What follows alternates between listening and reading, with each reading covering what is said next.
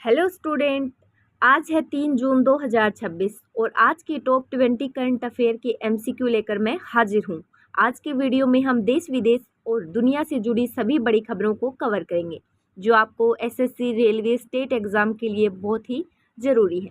तो आज के सेशन के क्वेश्चन के साथ साथ हम उनके पीछे का स्टिक जीके भी क्लियर करेंगे। तो चलिए बिना टाइम वेस्ट के वीडियो को स्टार्ट करते हैं। आज का हमारा पहला सवाल है। पहला सवाल क्या रहेगा? हाल ही में किस देश के राष्ट्रपति की भारत की आधिकारिक यात्रा 3 जून 2026 को संपन्न हुई? ए नेपाल, बी श्रीलंका, सी म्यांमार, डी भूटान। देखिए, हम बहुत कम समय में ज़्यादा क्वेश्चन कवर करेंगे। हमारा सही जवाब क्या रहेगा अभी देखते हैं। हमारा सही जवाब है म्यांमार। इससे जुड़े थोड़ी सी व्याख्या की चर्चा भी हम करेंगे ताकि एग्जामिनर किसी भी प्रकार से क्वेश्चन को घुमा कर दे तो हम क्वेश्चन मिस आउट हमारा नहीं हो, क्वेश्चन हम बिल्कुल आसानी से कर पाएँ। तो सही जवाब रहेगा म्यांमार। विवरण क्या है इसका? म्यांमार की राष्ट्रपति यू मिन आंग होइंग 30 मई से 3 जून 2026 तक भारत की 5 दिवसीय आधिकारिक यात्रा पर थे, जिनमें नई दिल्ली में प्रधानमंत्री नरेंद्र मोदी के साथ द्विपक्षीय वार्ता शामिल थी। आगे बढ़ेंगे, बिल्कुल भी टाइम वेस्ट, हम 1 मिनट भी अपना वेस्ट नहीं कर सकते हैं। अगला है, हाल ही में भारतीय भाषाओं के लिए भारत का पहला मल्टी मॉडल एआई आधारित कौन सा मॉडल लॉन्च किया गया है? ए भारत जेन, बी भाषा मित्र, सी भारत संवाद, डी डिजिटल एआई। तो क्वेश्चन क्या है हमारा कि भारतीय भाषाओं के लिए एक नया मल्टी मॉडल एआई लॉन्च किया है, तो वो मॉडल कौन सा है? तो इनमें से वो मॉडल है ए, यानी कि उस मॉडल का नाम है भारत जेन। तो भारतीय भाषाओं के लिए भारत का पहला मल्टी मॉडल एआई आधारित लार्ज लैंग्वेज मॉडल है। समझ में आ गया उसका नाम क्या है? उसका नाम है भारत जेन। चलिए अगला क्वेश्चन है हमारा, किस राज्य में भारत के पहले एआई विशेष आर्थिक क्षेत्र की स्थापना की घोषणा की गई है? ए महाराष्ट्र, बी तेलंगाना, सी छत्तीसगढ़, डी कर्नाटक। क्या बताना है हमें? एआई स्पेशल इकोनॉमिक जोन बताना है कि उसकी जो स्थापना हुई है वो किस राष्ट्र ने की है। हमारा सही जवाब क्या रहने वाला है? सी रहने वाला है, सी छत्तीसगढ़। तो छत्तीसगढ़ के नवा रायपुर में भारत के पहले आर्टिफिशियल इंटेलिजेंस विशेष आर्थिक क्षेत्र की स्थापना की घोषणा की गई है। नेक्स्ट बढ़ते हैं आगे। अगला क्वेश्चन है क्वेश्चन नंबर 4। क्वेश्चन नंबर 4 के नीचे ही इसकी व्याख्या मैंने डाल दी है।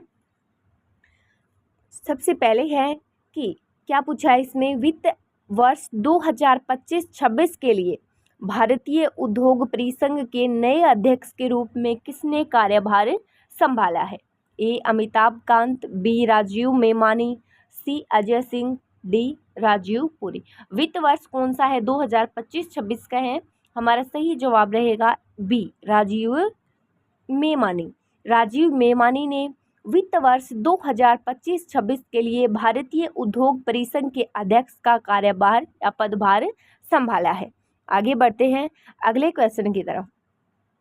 क्वेश्चन है, वर्ष 2025 के लिए प्रतिष्ठित प्रिंसेस ऑफ एस्टूरियस पुरस्कार से किसे सम्मानित किया गया है? A Rafael Nadal, B Dommaraju Gukesh, C Serena Williams, D Lionel Messi. सही जवाब है सी, और सी में क्या है? Serena Williams. तो दिग्गज टेनिस खिलाड़ी सेरेना विलियम्स को खेल श्रेणी में वर्ष 2025 का प्रिंसेस ऑफ एस्टूरियस पुरस्कार से नवाजा गया है। आगे बढ़ेंगे अगले क्वेश्चन की तरफ। सवाल है अगला, प्रतिवर्ष 3 जून को दुनिया भर में विश्व साइकिल दिवस मनाया जाता है। संयुक्त राष्ट्र महासभा ने आधिकारिक तौर पर किस वर्ष इस दिवस को मनाने की घोषणा की थी? यानी कि अब हम 3 जून को क्या मनाते हैं? साइकिल डे मनाते हैं। तो उसकी घोषणा कब हुई थी कि ये मनाया जाएगा? ऑप्शन देखते हैं, वर्ष 2016, बी वर्ष 2018, सी वर्ष 2021 और डी है वर्ष 2024। तो हमारा सही जवाब रहेगा बी, और बी में है वर्ष 2018। विवरण देख लीजिए। संयुक्त राष्ट्र महासभा ने अप्रैल 2018 में प्रस्ताव पारित करके 3 जून को आधिकारिक तौर पर विश्व साइकिल दिवस के रूप में मनाया गया। आगे बढ़ेंगे अगले क्वेश्चन की तरफ। क्वेश्चन है 3 जून 2026 को म्यांमार की राष्ट्रपति 5 दिवसीय आधिकारिक यात्रा पर भारत यात्रा संपन्न हो रही है। वर्तमान में म्यांमार की राष्ट्रपति कौन है जो इस दौरे पर भारत आए हैं? यानी कि जो राष्ट्रपति का नाम हमने पढ़ा था, शुरुआत में भी यही क्वेश्चन था, यही मैं बता रही हूँ। अगर हम व्याख्या नहीं देखते हैं नाम तो एग्जामिनर अगर क्वेश्चन को घुमाएगा तो हम कंफ्यूज हो जाएंगे, लेकिन हमें कंफ्यूज वाला कोई काम ही नहीं करना है, हमें सारे क्वेश्चन को अच्छे से कवर करना है। तो 3 जून 2026 को म्यांमार के राष्ट्रपति की 5 दिवसीय या 3 दिवसीय यात्रा जो है वो संपन्न हो रही है।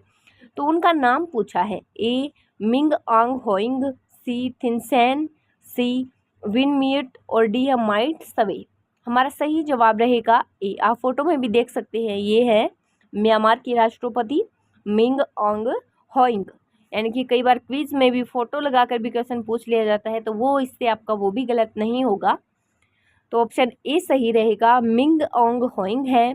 म्यांमार के राष्ट्रपति यू मिन ओंग होइंग प्रधानमंत्री मोदी के निमंत्रण पर 30 मई से 3 जून 2026 तक भारत की 5 दिवसीय आधिकारिक यात्रा पर आए हैं। पद संभालने के बाद यह उनकी पहली आधिकारिक भारत यात्रा है, यानी कि वो पहली बार ही भारत यात्रा पर है। नेक्स्ट बढ़ते हैं आगे।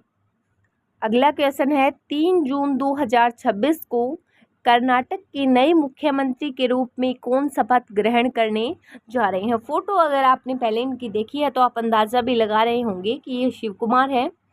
तो हमारा सही जवाब क्या रहेगा?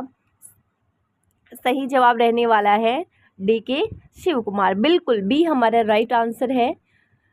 डीके शिव कुमार 3 जून 2026 को कर्नाटक के नए मुख्यमंत्री के रूप में डीके शिव कुमार शपथ ग्रहण करने जा रहे हैं।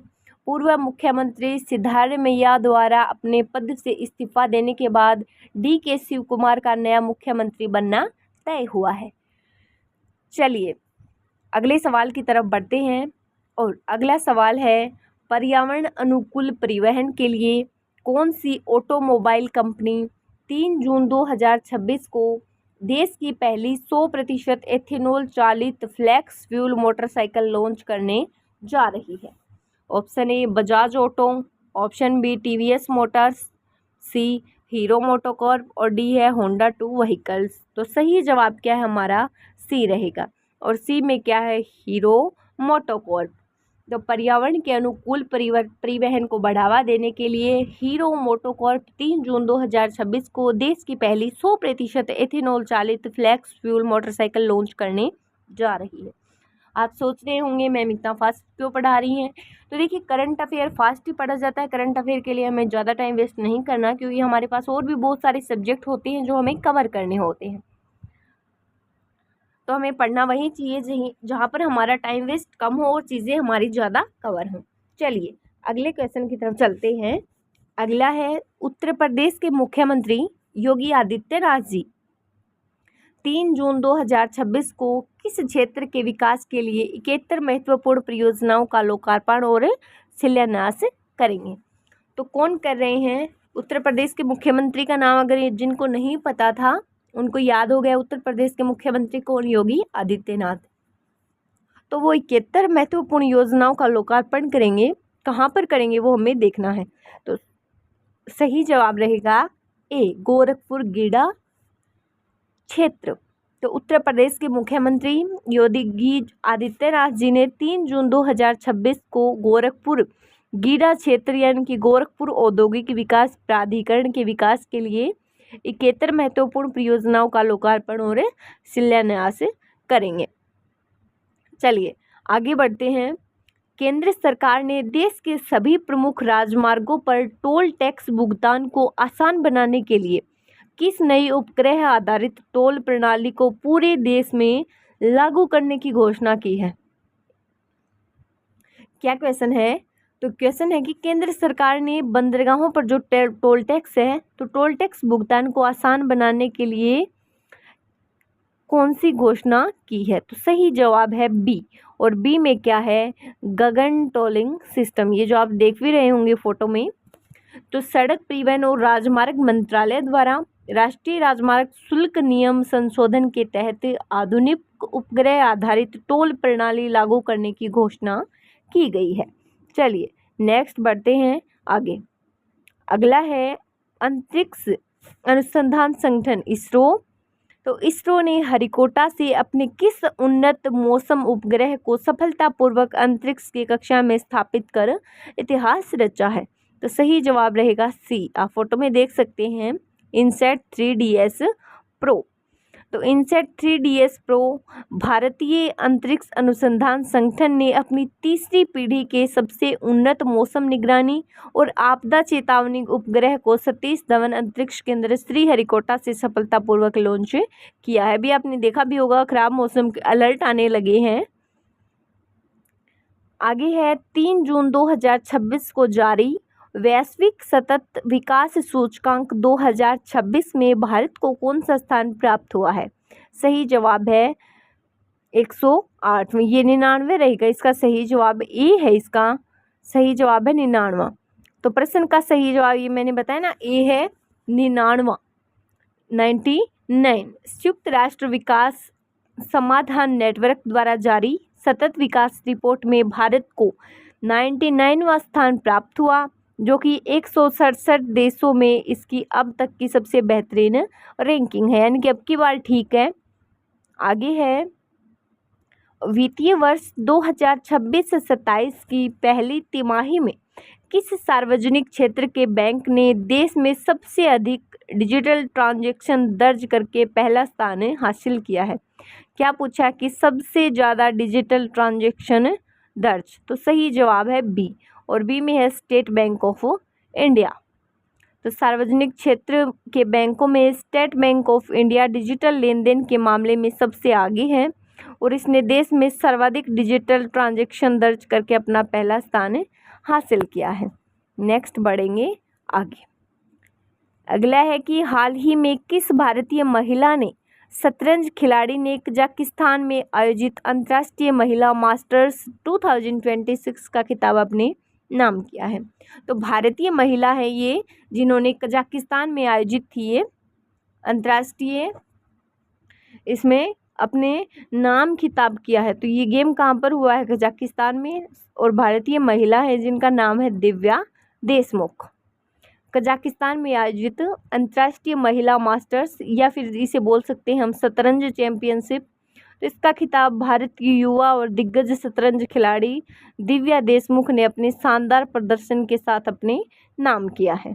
बहुत ही अच्छी उपलब्धि है ये भारत के लिए। आगे क्वेश्चन है, बहुत ही अच्छा क्वेश्चन है कि भारतीय इतिहास में 3 जून 1947 का दिन किस बड़ी दुखद घटना के लिए जाना जाता है, जिसे 3 जून योजना भी कहा जाता है? ए क्रिप्स मिशन, बी माउंटबेटन योजना। तो सही जवाब बी रहेगा, और बी में है माउंटबेटन योजना, या फोटो में भी देख सकते हैं माउंटबेटन योजना। तो भारतीय इतिहास में 3 जून 1947 का दिन भारत विभाजन योजना के लिए जाना जाता है। इस दिन तत्कालीन वायसराय लॉर्ड माउंटबेटन ने भारत के विभाजन और सत्ता के हस्तांतरण की आधिकारिक रूपरेखा प्रस्तुत की थी, जिसके तहत भारत और पाकिस्तान नामक 2 स्वतंत्र राष्ट्रों में बांट दिया गया। नेक्स्ट बढ़ेंगे आगे। अगला क्वेश्चन है 3 जून 2026 को संयुक्त राष्ट्र की रिपोर्ट के अनुसार कौन सा देश अंतर्राष्ट्रीय स्तर पर सौर ऊर्जा क्षमता में रिकॉर्ड बढ़ोतरी के साथ दुनिया में शीर्ष पर बना हुआ है? सही जवाब रहेगा चीन, यानी कि सी। तो अंतर्राष्ट्रीय स्तर पर सौर ऊर्जा क्षमता रिकॉर्ड में बढ़ोतरी के लिए आपूर्ति श्रृंखला में अपनी विशाल प्रभुत्व के साथ चीन दुनिया में निर्विवाद रूप से शीर्ष पर बना हुआ है। आगे बढ़ेंगे अगले क्वेश्चन की तरफ। यह भारतीय समसामयिकी इतिहास में 3 जून 2023 की तारीख ओडिशा के बालासोर में हुए किस भयानक हादसे और सैकड़ों लोगों की मृत्यु का शोक संदेश के रूप में दर्ज है? तो सही जवाब रहेगा कोरोमंडल एक्सप्रेस ट्रेन हादसा। कब हुआ था ये कोरोमंडल ट्रेन हादसा? तो 3 जून 2023। बहुत सारी ये सारी चीज़ें याद रखने वाली हैं, याद रखनी है आपको। भारतीय समसामयिकी इतिहास में 3 जून 2023 की तारीख ओडिशा के बालासोर में हुए कोरोमंडल एक्सप्रेस ट्रेन हादसे में मुख्य रूप से दर्ज है। सही विकल्प रहेगा बी हमने सही किया है। नेक्स्ट बढ़ेंगे आगे। अगला है, हर साल 3 जून को मनाए जाने वाले विश्व साइकिल दिवस की थीम क्या रखी गई है अब की बार? तो इसकी थीम रखी गई है डी, हरियाली भरे भविष्य के लिए साइकिल चलाना। तो विश्व साइकिल दिवस 2026 की आधिकारिक थीम हरियाली भरी भविष्य के लिए साइकिल चलाना घोषित की गई है।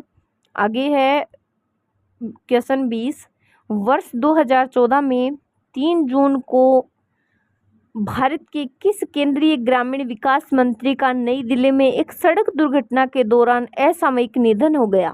हमारा सही जवाब है ए, गोपीनाथ मुंडे।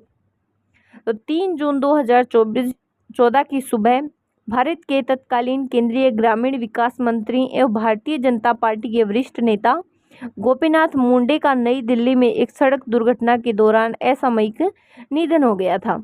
यह दुर्घटना तब हुई जब वे हवाई अड्डे जा रहे थे और उनकी गाड़ी को एक अन्य वाहन ने